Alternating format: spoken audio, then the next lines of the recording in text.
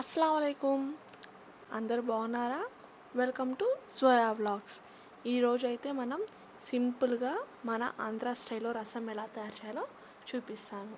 ముందుగా దీనికి కావాల్సిన ఇంగ్రీడియంట్స్: అల్లం, జీలకర్ర, ధనియాలు, కరివేపాకు, కందిపప్పు, తెల్లగడ్డలు, నల్ల మిరియాలు, ఎండుమిర్చి. ఈ టమాటాలు, చింతపండు మనం ఉడికించుకోవాలి. సో ఈ ఇంగ్రీడియంట్స్ మొత్తం కలిపి మనము పౌడర్ లాగా చేసుకోవాలి. ఇది వచ్చి మనం టమాటాలు ముందుగా ఉడికించుకుని స్మాష్ చేసి దాని ప్యూరీ తీసుకోవాలి.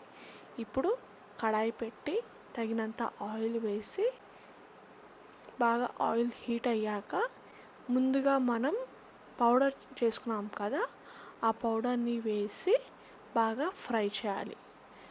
బాగా పచ్చి వాసన పోయేదాకా ఫ్రై చేయాలి.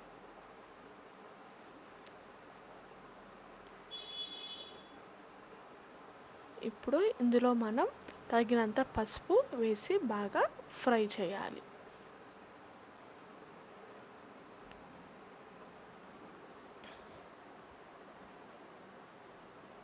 బాగా ఫ్రై చేయాలి. కొంచెం ఇంగువ, మన ఇష్టం, మీకు ఇంగువ ఎంత కావాలో అంత వేసుకోవచ్చు. కలర్ చేంజ్ అయ్యేదాకా మనము ఇది ఫ్రై చేస్తూనే ఉండాలి.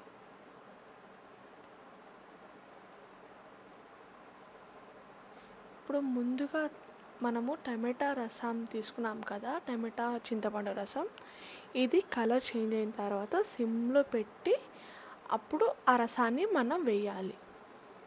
సో హై ఫ్లేమ్లో పెట్టకుండా సిమ్లో పెట్టి రసం వేయాలి. సో తగినంత ఉప్పు వేసుకుందాం.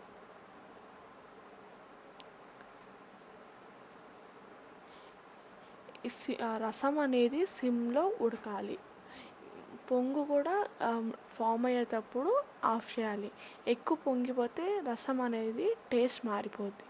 సో ఇప్పుడు ఫైనల్గా మనం కొత్తిమీర వేసుకొని మూత పెట్టేద్దాం. సో చాలా సింపుల్గా ఈజీగా ప్రాసెస్లో అయిపోయే రసం అండి ఇది.